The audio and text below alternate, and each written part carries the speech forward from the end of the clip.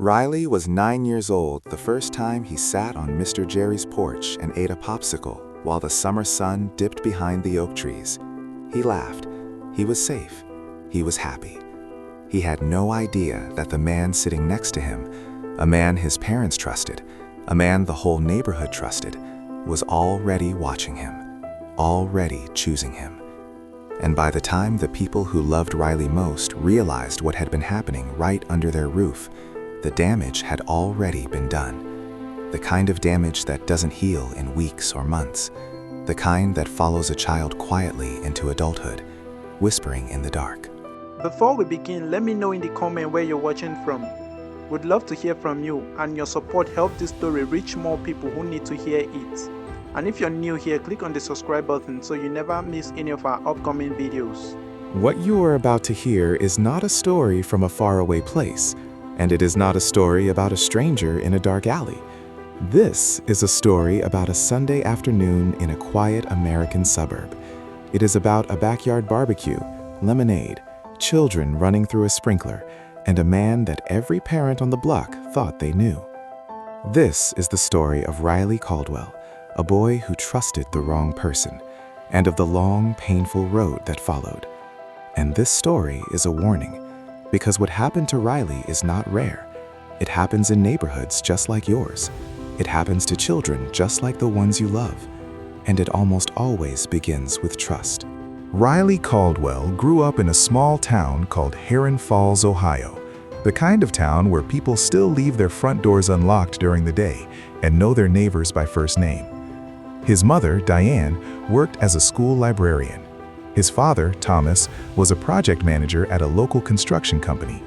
They were a working-class family in every good sense of the word, hardworking, loving, and deeply involved in their community. Every Saturday morning, Diane made pancakes shaped like animals, and Riley would always ask for a dinosaur. Every Sunday evening, Thomas would take Riley to the park to toss a football until the streetlights flickered on. These were small rituals, the kind that children carry with them for the rest of their lives. Riley was the kind of child that adults immediately adored. He had sandy brown hair, a gap-toothed smile, and a laugh that seemed to come from somewhere deep in his belly. He was not the loudest kid in his class, but he was one of the kindest. His third-grade teacher once wrote on his report card that Riley was the first student to notice when another child was sad, and the first to do something about it. He once gave his own lunch to a classmate who forgot theirs and said nothing about it until his mother noticed he had come home hungry 3 days in a row. That was Riley, generous, thoughtful, and completely, blindly trusting of the adults around him. Riley's best friend at the time was a boy named Marcus, a lanky, energetic kid who lived 4 houses down, and whose father was the man everyone in the neighborhood called Mr. Jerry. Jerry Calloway was 43 years old, a warehouse supervisor who worked the early shift and always seemed to be home by early afternoon. He had a generous laugh, a well-kept lawn, and a backyard with a trampoline, a basketball hoop, and a small fire pit where he'd roast marshmallows for the kids on Friday evenings. Marcus idolized his father, and because Marcus idolized him, so did Riley. The two boys spent nearly every afternoon at the Calloway house after school, and almost every weekend there as well. The trampoline alone was enough reason. Diane and Thomas were not careless parents. They were the kind of parents who asked questions, who showed up, who checked in. But they had also been watching Jerry Calloway for nearly 2 years, and everything they had seen was reassuring. He coached Little League for 1 season. He organized the neighborhood 4th of July cookout. He helped Thomas fix a busted fence after a storm without being asked. When Diane expressed once that she felt bad Riley was always over there eating their food, Jerry had laughed it off and said, "Riley's part of the family. Don't you dare think twice about it." And Diane had smiled, because those were exactly the words a grateful mother wants to hear. Jerry Calloway had spent years building exactly the reputation he wanted. In Heron Falls, reputation is everything. People talk at the gas station, at the school pickup line, at church, and the things they said about Jerry were always the same. He was generous, he was a good father, he was a man you could count on. Jerry knew how neighborhoods worked, knew that if you showed up enough times with the right smile and the right gesture, people would stop looking at you closely. They would simply trust you. And Jerry Calloway had learned, somewhere along the way, that trust was the most powerful thing in the world. More powerful than locks on doors, more powerful than alarm systems, more powerful than a mother's instinct. He never raised his voice at children. He never made anyone feel uncomfortable, at least not at first. He had a gift for making kids feel special, chosen, important. He would learn every child's favorite snack and have it ready when they arrived. He would remember their birthdays, their favorite sports teams, the names of their classroom friends. He gave the kind of attention that some children, especially those who felt overlooked at home, found irresistible. But even for children like Riley, children with good homes and loving parents, that kind of focused adult attention feels like warmth. It feels like being seen. And children who feel seen are more willing to trust. Jerry also understood boundaries, or rather, he understood how to appear to respect them while slowly, carefully dissolving them. He was patient in the way that predators often are, because they understand that the most dangerous kind of betrayal is the one that builds so gradually the victim doesn't realize what is happening until it is already too late. He made rules seem natural, made isolation seem like privilege. "You boys are old enough to hang out in the basement," he'd say, as if it were a reward. "You don't need to tell your moms everything. That's what growing up means." Small sentences, casual, and absolutely calculated. Looking back, Riley would later say the first moment something felt wrong was a Tuesday afternoon in October. He and Marcus had been playing video games in the basement, and Marcus had been called upstairs by his mother for a phone call. Mr. Jerry had come downstairs, and instead of heading back up after a minute the way he usually did, he sat next to Riley on the couch. Close. Too close, in a way Riley could not explain then, but could describe clearly years later. "It was like the air in the room changed," Riley said. "I don't know how else to put it. I just wanted Marcus to come back." Marcus came back. Nothing happened that day, but something shifted in the room and in Riley's stomach, and he carried that shift home with him. Over the following weeks, there were other moments. Mr. Jerry began suggesting that Marcus go upstairs to help his mom more frequently, creating windows of time alone with Riley. He began speaking to Riley differently when Marcus wasn't around, quieter, more personal, asking questions about whether Riley had a girlfriend yet, whether his parents ever argued, whether he was happy at home. They were not questions a grown man should be asking a 9-year-old boy, but they were asked in a tone so warm, so genuinely curious, that Riley didn't know how to call them strange. He just answered, because that's what you do when an adult asks you something. Riley began having stomach aches on Thursday afternoons, Thursday being the day he and Marcus usually went to the Calloway house after school. Diane noticed. She asked if he was feeling okay, if he had eaten something bad at lunch. Riley said he was fine, and he was not lying exactly. He didn't have words yet for what he was feeling. He didn't have a category for it. He only knew that something about going to Marcus's house had started to feel different, and he didn't know if that feeling was real or if he was being weird. Mr. Jerry was still the same friendly, laughing man at the neighborhood cookouts. He still gave Riley a high five when he walked in. Maybe, Riley thought, it was all in his head. Maybe he was the problem. That is one of the most devastating things about the grooming process, the way it places the confusion inside the child. A child who begins to feel uneasy around a trusted adult is never sure whether to trust their discomfort or dismiss it. They have been taught to respect adults. They have been taught that adults mean well. They have been given no vocabulary for what predatory behavior looks and feels like at the early stages, because nobody wants to give children that vocabulary.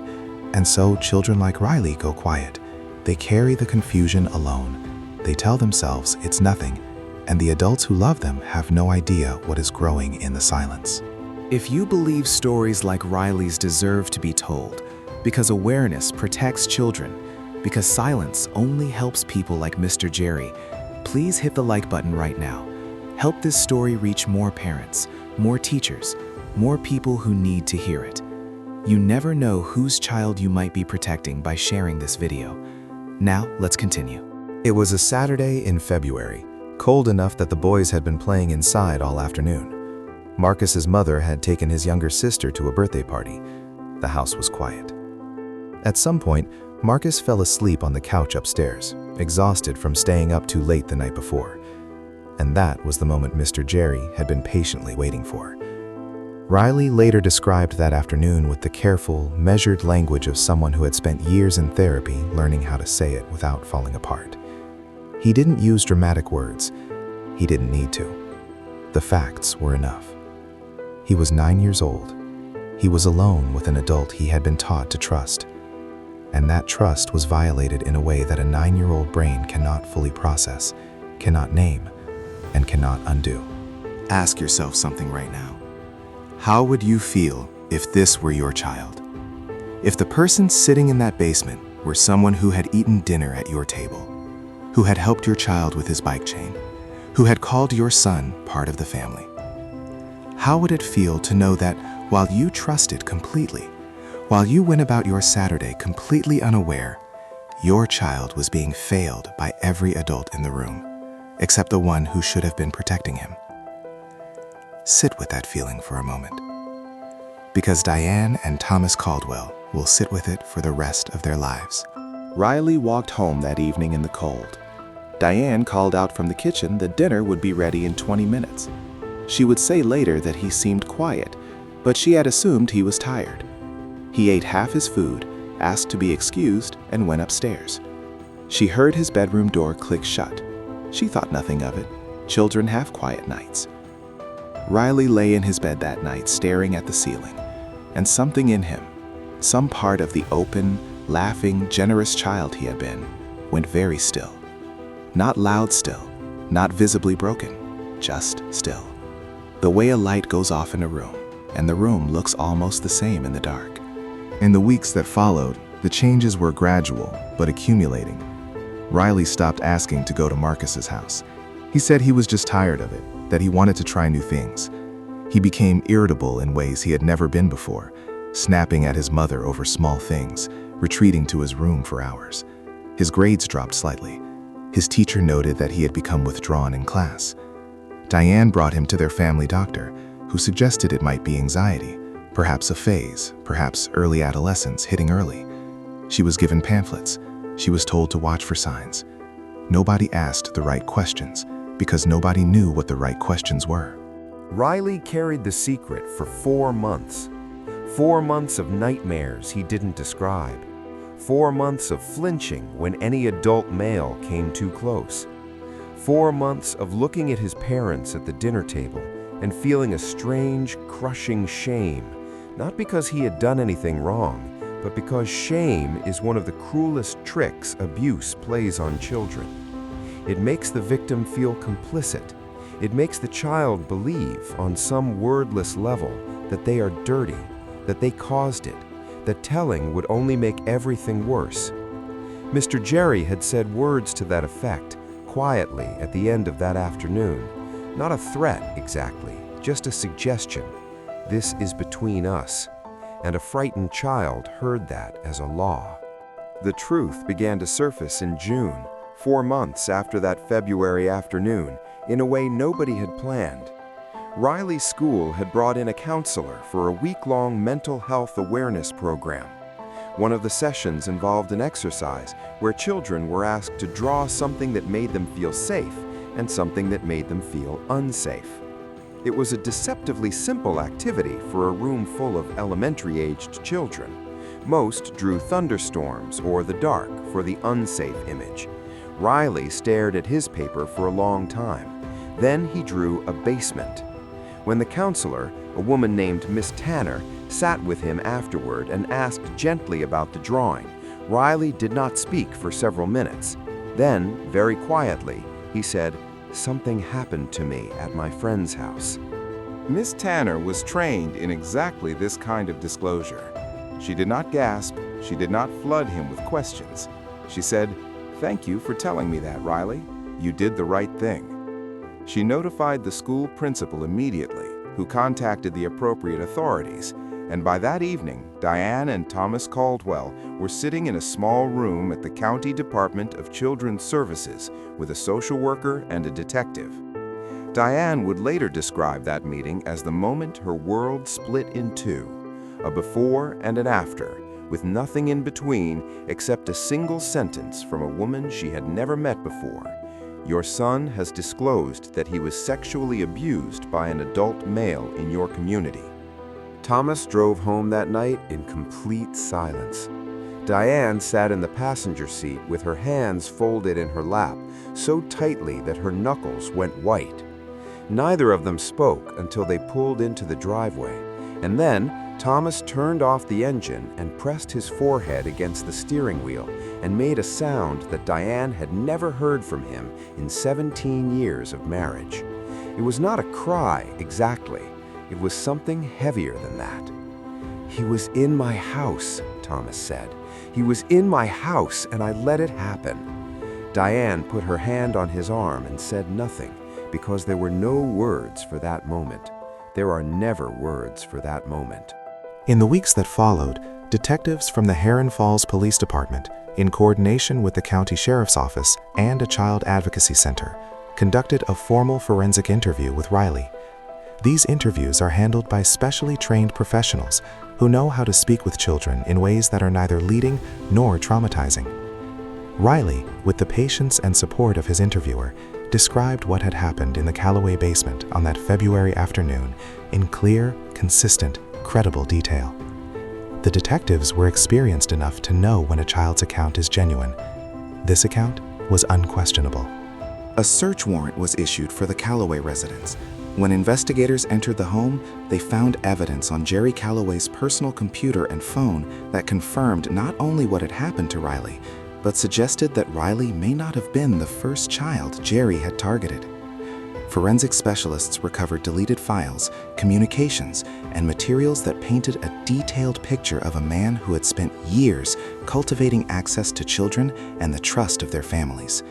The neighborhood of Heron Falls, that quiet, friendly place where people left their doors unlocked, was about to find out that the most trusted man on the block had been living a double life directly in their midst. Jerry Callaway was arrested on a Thursday morning. Two detectives in plain clothes knocked on his front door at 7:15 a.m. His neighbors watched from behind curtains and through the slats of window blinds as he was walked to an unmarked car in handcuffs. He was wearing a gray t-shirt and jeans. He looked, people would say later, completely ordinary. That is the thing about men like Jerry Callaway. They always look completely ordinary. They look like the man who fixed your fence. They look like the man who roasted marshmallows for your kids. They look like a neighbor. And that is precisely what makes them so dangerous. The community of Heron Falls responded with the kind of stunned, grief-soaked silence that falls over a place when it discovers its own blind spots. Parents pulled their children inside and sat down at kitchen tables for conversations they had never had before. Some cried, some got angry, at Jerry, at themselves, at the years of easy trust that had never. Marcus's mother, Carol Callaway, filed for divorce within 30 days of the arrest. She packed up the house on Birchwood Lane and moved back to her sister's home in Cincinnati with Marcus and his little sister. Marcus and Riley never spoke again after that summer. Some wounds are too complicated for children to navigate together. Both boys had lost something that could not be returned. If this story moved you, if it made you feel something, if it made you want to do something, even something as small as having a 5-minute conversation with a child you love tonight, please like this video, share it with someone who needs to see it, and subscribe so you never miss what we bring you next. You never know whose life a single share might protect. And to every survivor watching this right now, you are believed. You are not what was done to you. You are not alone. Riley's story reminds us that healing is possible, that justice is possible, and that the truth, no matter how long it takes to surface, always deserves to be heard.